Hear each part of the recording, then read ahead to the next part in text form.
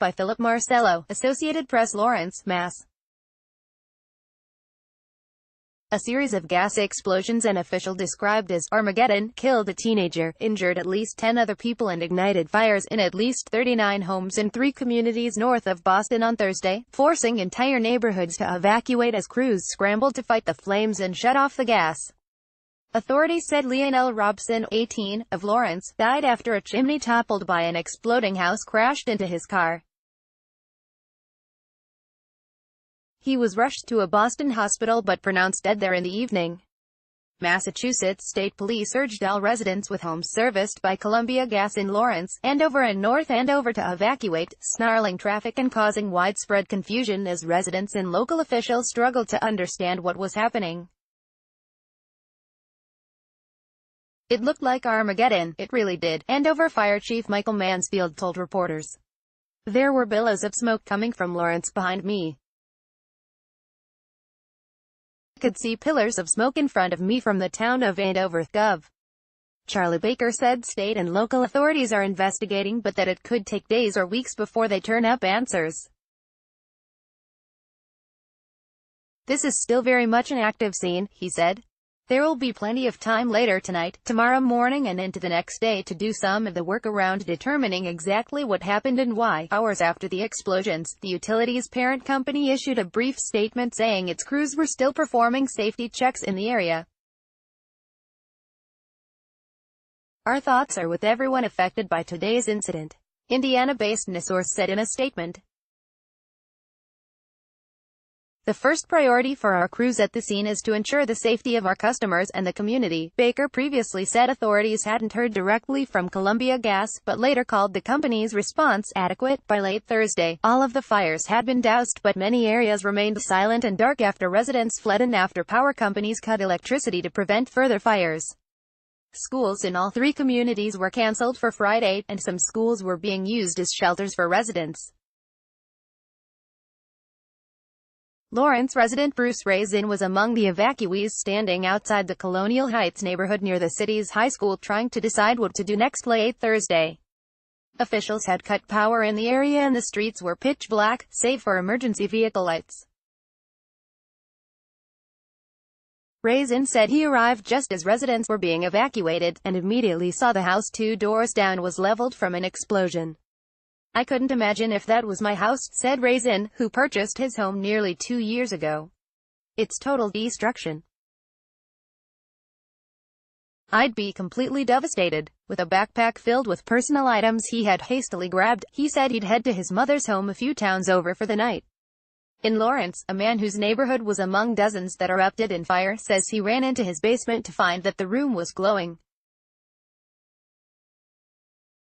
Resident Ranam says he was in his yard when the smoke detector in his basement went off around 4:30 p.m. EDT Thursday. When he ran downstairs and saw the boiler on fire, he quickly grabbed a fire extinguisher and put it out. Minutes later, Nam said he heard a loud boom from his neighbor's house and the ground shook. Nam said a woman and 2 kids had made it out of the house but the basement was on fire. Lawrence General Hospital said it was treating 10 victims, including at least 1 in critical condition. The Massachusetts Emergency Management Agency blamed the fires on gas lines that had become overpressurized but said investigators were still examining what happened. Columbia had announced earlier Thursday that it would be upgrading gas lines in neighborhoods across the state, including the area where the explosions happened. It was not clear whether work was happening there Thursday, and a spokeswoman did not return calls.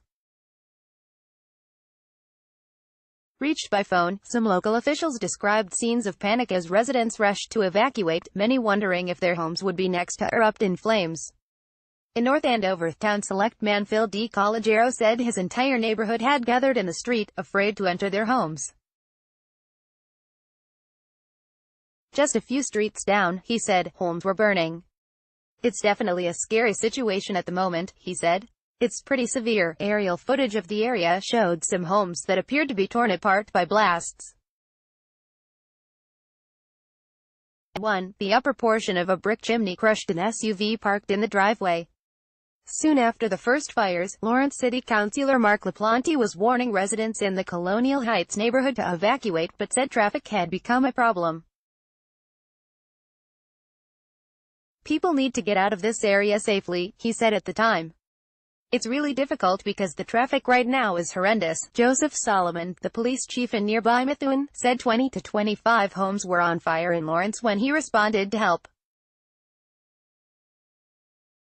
He said, "There are so many fires, you can't even see the sky." The three communities house more than 146,000 residents about 26 miles 40 kilometers north of Boston, near the New Hampshire border. Lawrence, the largest of them, is a majority Latino city with a population of about 80,000. Lawrence is a very resilient community. "We're going to get through this together," Mayor Dan Rivera told reporters as emergency lights illuminated smoke in the night sky nearby. Gas explosions have claimed lives and destroyed property around the U.S. in recent years. A buildup of natural gas triggered an explosion and fire that killed 7 people in apartments in Silver Spring, Maryland, in 2016.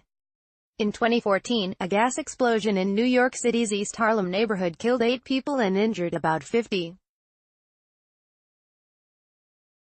Consolidated Edison later agreed to pay $153 million to settle charges after the state's Public Service Commission found Con Ed violated state safety regulations. A gas leak had been reported before that blast. A 2011 natural gas explosion killed 5 people in Allentown, Pennsylvania, and that state's largest gas utility was fined by regulators who called the company's safety record downright alarming. Associated Press writers Alana Durkin-Richer and Colin Binkley contributed from Boston.